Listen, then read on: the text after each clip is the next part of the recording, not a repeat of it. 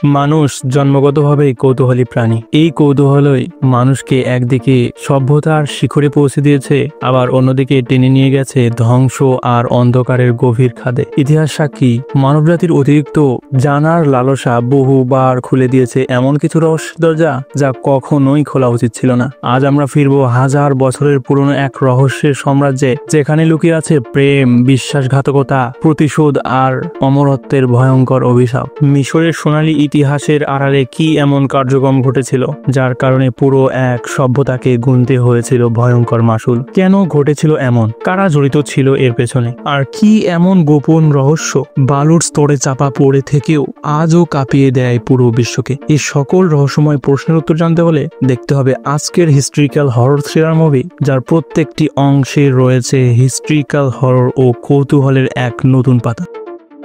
তো কথা না বাড়িয়ে আজকে মুভিটি শুরু করা যাক। তবে তার আগে আমি রাকিবুল A to Z গল্প এর পক্ষ থেকে আপনাদের জন্য আরো একটি নতুন মুভি নিয়ে আসলাম, and the movie name of the Mummy. Movie শুরুতে আমরা এক কাহিনী সম্পর্কে জানতে পারি, যেখানে বলা হয় হাজার হাজার বছর আগে মিশরের বালুকা বেলার নিচে লুকিয়ে ছিল এক ভয়ঙ্কর রহস্য, যেটি ছিল মিশরের সেরা ও প্রথম শক্তিশালী সম্রাট। তার প্রাসাদ ছিল মহিমায় ভরা, কিন্তু সেই প্রাসাদের মধ্যেই জন্ম নেয় এক বিশ্বাসঘাতক প্রেম। সম্রাটের প্রিয় কন্যা আংসুনামুন গোপনে প্রেমে পড়ে ফেরাওয়ের প্রিয় এবং প্রধান পুরোহিত ইমহোটেপের সাথে। তাদের সম্পর্ক ছিল নিষিদ্ধ, কারণ একজন ছিলেন রাজকুমারী আর অন্যজন ছিলেন ধর্মের প্রধান বা ধর্মের গুরু। তবুও তাদের প্রেম থেমে থাকেনি। এক অন্ধকার রাতে তারা ঠিক করেছিল সম্রাটকে মেরে ফেলবেন, এবং তাদের কথা মতো তাই করে তারা প্রথম সম্রাটকে হত্যা করে। কিন্তু এর পরেই শুরু হয় বিপর্যয়। রাজকুমারী আংসুনামুন নিজের শরীরে আঘাত করে নিজের প্রাণ বিসর্জন দেয়, এবং ইমহোটেপ বলে, তোমাকে আমি মৃত্যুর রাজ্যে নিয়ে গিয়ে আবারও তোমাকে প্রাণ ফিরিয়ে দেব, এবং তাকে বলে দেখা হবে পরবর্তী জন্মে। এরপর আমরা দেখতে পাই ইমহোটেপ মরিয়া চেষ্টায় নামে তার প্রেমিকাকে জীবিত করার জন্য। ইমহোটেপ নামলো তার প্রেমিকাকে বাঁচাতে। সে নিয়ে গেল কবরের গোপন মন্দিরে, যেখানে মৃতদেহের জাগানো হয় এবং যেটা নিষিদ্ধ ছিল। সে পড়তে লাগলো নিষিদ্ধ মন্ত্র, আর ঠিক তখনই মিশরের সৈন্যরা এসে তাকে ধরে ফেলে। আংসুনামুনের আত্মা আর দেহ আলাদা হয়ে যায়, আর ইমহোটেপকে দেওয়া হয় এক ভয়াবহ শাস্তি, যেখানে জীবন্ত অবস্থায় মমি বানিয়ে কবর দেওয়া হয় এবং তার জিহ্বা কেটে ফেলা হয়েছিল। দেহে সাপ দেওয়া অবস্থায় তাকে মমি তৈরি করে কফিনে রাখা হয়, যেন সে কষ্ট পেতে পেতে চিরকালই ঘুমিয়ে থাকে। আর মেজদাই যোদ্ধারা শপথ নিচ্ছিল এই অশুভ শক্তি আর কখনো যেন ফিরে আসতে না পারে। কিন্তু ভাগ্যের খেলা ছিল ভিন্ন।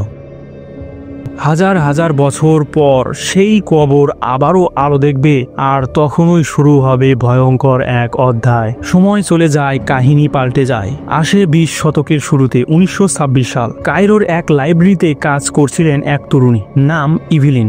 ইতিহাস আর প্রাচীন নিদর্শনের প্রতি তার অদম্য আগ্রহ ছিল, কিন্তু তার কাজের প্রতি মনোযোগের চেয়ে তার উৎসাহ অনেক বেশি ছিল। তার ভাই জনাথন সব সময়ই ঝামেলার মধ্যে ফেলে থাকে তাকে। একদিন জনাথন তাকে দেখায় এক রহস্যময় বাক্স। তার ভেতরে একটি মানচিত্র ছিল, যেখানে আঁকা আছে হামুনাপত্রা নামের এক হারিয়ে যাওয়া শহরের সন্ধান। কথিত আছে সেখানেই রয়েছে সোনা, ধনরত্ন আর গোপন বই, কিন্তু সবচেয়ে বড় কথা, সেখানে শুয়ে আছে বহু দিনের পুরনো কবর। ইভিলিন উত্তেজনায় মানচিত্র হাতে নেয়, কিন্তু হঠাৎ করেই আগুনে তা কিছুটা পুড়ে যায়। তবুও যতটুকু বেঁচে থাকে সেটাই যথেষ্ট ছিল। ইভিলিন সিদ্ধান্ত নেয় সে হামুনাপত্রা খুঁজবে। এদিকে আরেকজনের নাম উঠে আসে, রিক অ'কর্নেল। ফরাসি বিদেশি বাহিনীতে কাজ করা এক সাহসী সৈন্য।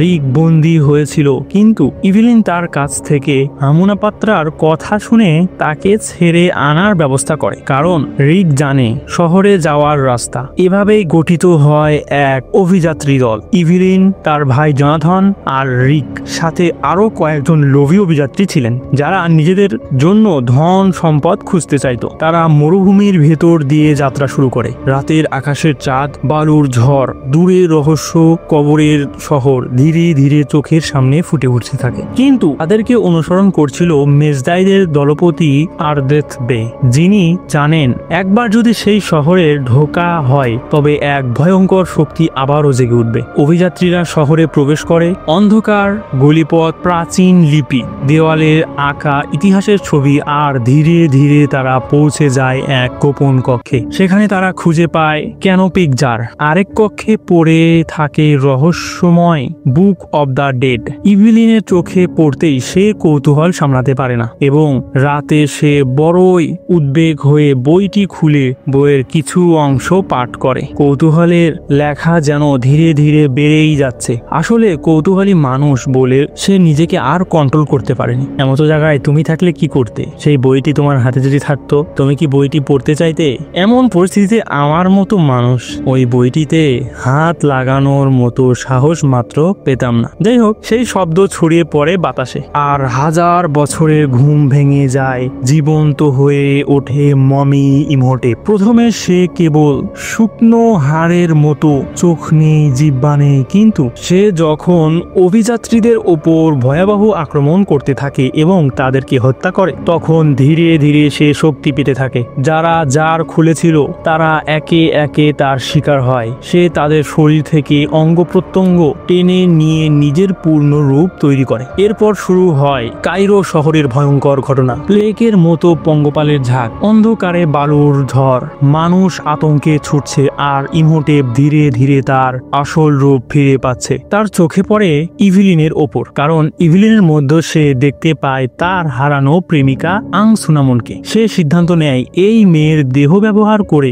আং সুনামনকে ফিরিয়ে আনবে, আর এজন্যই ইভিলিনকে সে অপহরণ করার চেষ্টা করে। কিন্তু রিক তাকে রক্ষা করতে এগিয়ে আসে, আর এভাবেই রিক ও ইভিলিনের মধ্যে জন্ম নেয় প্রেমের সংলাপ। মেদজাই নেতা বেদ তাদের সাথে যোগ দেয়, কারণ এখন কেবলমাত্র প্রাচীন বুক অব আমুনরা সেই বইটি দিয়েই ইমহোটেপকে থামানো সম্ভব। দলটি মরুভূমির ভিতর দিয়ে ছুটে যায়। ইমহোটেপ তাদের পিছু নেয়। সে তৈরি করে বালুর ঝড়। আকাশ ঢাকা পড়ে তার বিশাল মুখের আকৃতির ঝড়ে। বিমান ভেঙে মরুভূমিতে পড়ে, তবুও তারা হাল ছাড়ে না। হামুনাপত্র পৌঁছে তারা আবার সেই বই খুঁজে বের করে। জোনাথন নার্ভাস হাতে বই খুলে মন্ত্র পড়ার চেষ্টা করে। ইভলিন তাকে মন্ত্র পড়তে সাহায্য করে, আর রিক তলোয়ার হাতে লড়াই করে ইমহোটেপের সৈন্যদের সঙ্গে।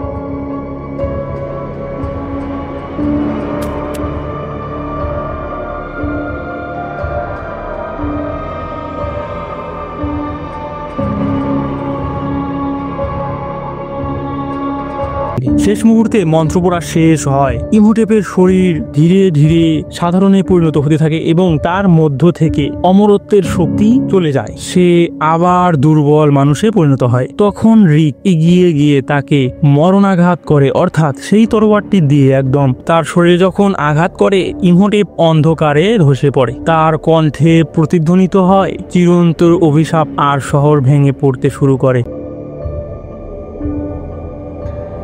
অন্যদিকে বেনি যে লোভ ধনরত্ন জমাচ্ছিল, সে সেই ধনরত্নের ঘরের মধ্যেই আটকা পড়ে যায়। সে ফেসে যায় আর জীবন্ত হয়ে সেখানেই কবর হয়ে যায়। বাকি দল কোন রকমের শহর থেকে পালিয়ে আসে। মরুভূমির প্রান্তে সূর্য উঠেছে। রিক আর ইভিলিন একে অপরের দিকে তাকিয়ে হাসে, তাদের চোখে মুখে নতুন জীবনের স্বপ্ন।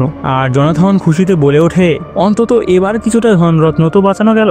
দূরে আরবেথ বে দাঁড়িয়ে বিদায় জানায়। সে জানে লড়াই শেষ হলেও এই মরুভূমি আবারও কোনোদিন এক নতুন রহস্য উন্মোচন করবে। আর এরই মধ্য দিয়ে আজকের এই মুভিটির এন্ড ঘটে। মুভিটি এখানে ইন ঘটলেও মুভিটির আরো নতুন পর্ব রয়েছে। সেই নতুন পর্বগুলো আপনাদের সঙ্গে ধীরে ধীরে শেয়ার করার চেষ্টা করব।